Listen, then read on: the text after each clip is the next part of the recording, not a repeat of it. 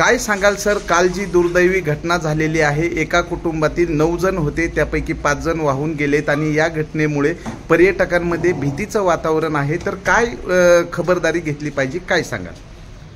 ही जी घटना घडली आहे भुशी डॅमपासून जवळपास 1.5-2 किलोमीटरच्या अंतरावर ची ही घटना आहे। भुशी डॅमला मोठ्या प्रमाणावर पर्यटक येत असतात, त्यासोबतच तिथे आपला पोलीस बंदोबस्त आणि स्वयंसेवक, होमगार्ड हे सगळे लोक असतात। परंतु ही जे कुटुंब आहे हे तिथून चालत जवळपास 1.5 किलोमीटर वर गेलं आणि ते जेव्हा पाण्यात खेळत होतं तर त्यांना वरून येणाऱ्या पाण्याचा अंदाज न आल्यामुळे ते त्याच्यामध्ये अडकले आणि त्याच्यातले काही 4 जण त्यातनं बाहेर पडू शकले, परंतु 5 लोक जे आहे ते दुर्दैवाने वाहून गेले।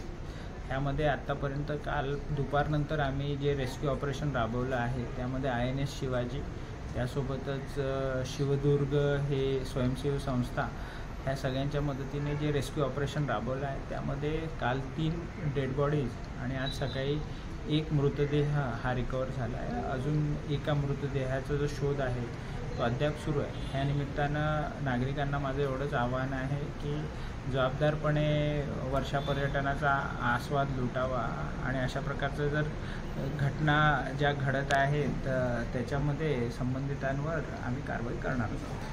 वाहतूक कोंडीची मोठी समस्या आहे, पर्यटकांची गर्दी वाढत आहे, जो कारला फाटा आहे आणि लोणावळ्यामध्ये मोठ्या प्रमाणात वाहतूक कोंडी आहे। शनिवार रविवारी स्थानिकांना लोणावळ्यामध्ये जाता पण येत नाही, यावर काय उपाययोजना केल्या सर? ह्यासाठी आपण ऑलरेडी जे जड वाहतूक आहे त्या संदर्भातलं नोटिफिकेशन माननीय जिल्हाधिकारी महोदयांनी ऑलरेडी काढलेलं आहे आणि शहरातली जी वाहतुकीच्या नियोजनासाठी वॉर्डनची संख्या वाढवणे आणि इतर ज्या उपाययोजना आहेत त्याबद्दल आज लोणावळा शहरामध्ये नगरपालिकेच्या सभागृहामध्ये माननीय कलेक्टर साहेबांच्या अध्यक्षतेखाली एक मीटिंग झालेली आहे।